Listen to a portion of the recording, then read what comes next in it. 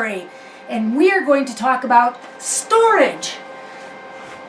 Wow, the Levita Library is really organized in their storage, aren't they? But it's not paper storage, it's electronic storage that we're going to talk about. So, I'm going to set all this over here, and the first storage device that I'm going to talk about is a little itsy teensy bitty one that lives on the edge of your phone. Almost every phone has got one, and you probably don't give it a second thought. That's okay. It's called a SIM card, and I don't think anybody should dedicate very much of their life to SIM card thought. However, it is kind of important.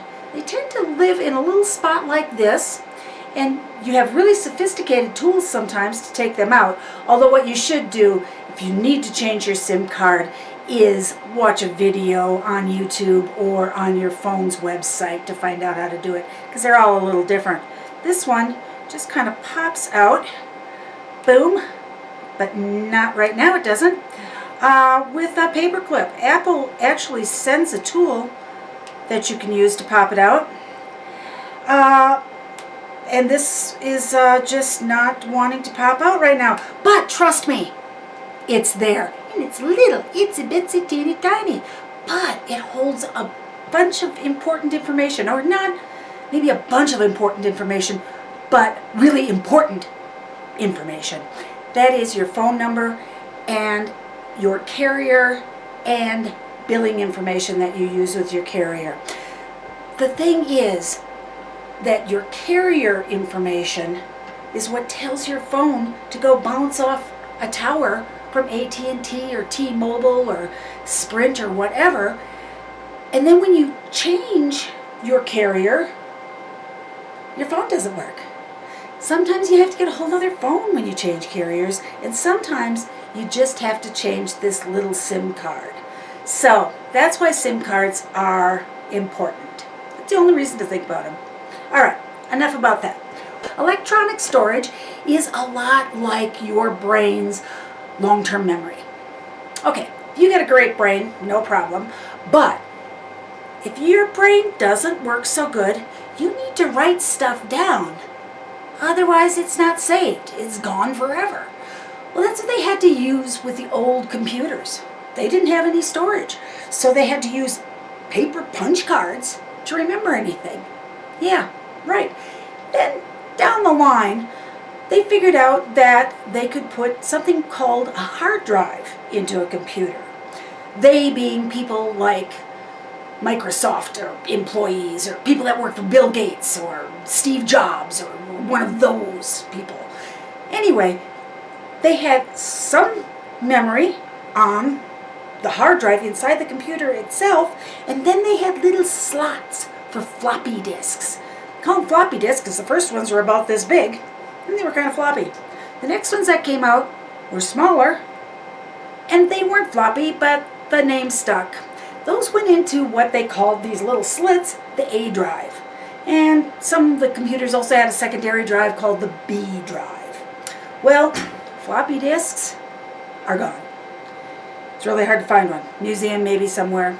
The library may have some in their archives, but floppy disks are gone. Floppy disks got replaced by CDs. CDs and DVDs are optical drives. They use a whole different sort of a system. But you know what? You get a computer these days, or a laptop, desktop, you can't find a slot for these either. Yeah. So, the darling of today's storage is this little teeny tiny flash drive. I mean, this stuff gets smaller by the minute. So this flash drive will hold an incredible amount of data, and it fits into your computer or your laptop's USB drive. Sometimes a flash drive is called a USB drive.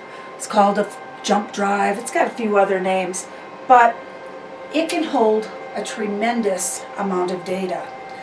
So, when you're talking about how much data it is that this can hold, around 258 gigabytes on the biggest ones. Yeah, So how does that compare? Well, back in the old days, again, old days, we have a record album that held 240 megabytes per side. So about 440 megabytes total could go on a record album.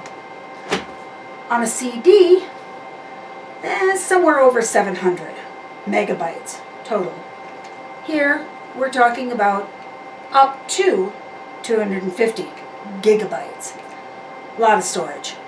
So, you can use these a lot of times on your desktop. They'll be hidden, the port behind. Some of these are much smaller. 258 gigabytes is about as big as they get, but you will find smaller ones. Now, we're going to talk about another form of storage.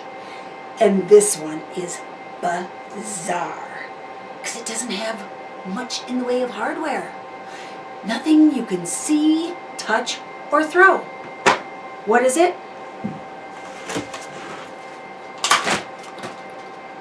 Cloud storage. Yes.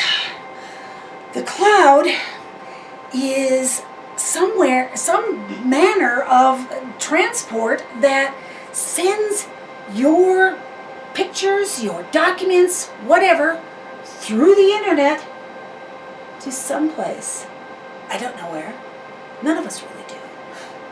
But then when you ask for it, it comes back to you.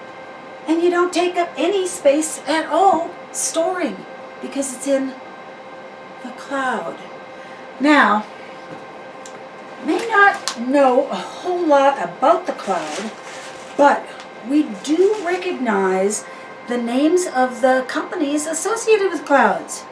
Apple has a cloud, Amazon has a cloud, and Google has a cloud. There are also network clouds that businesses use. They all send things far away. The thing to remember is that cloud storage requires good bandwidth, and if your bandwidth isn't great, well, it's going to be a little foggy on the way to your cloud. That's really all I have to say about that.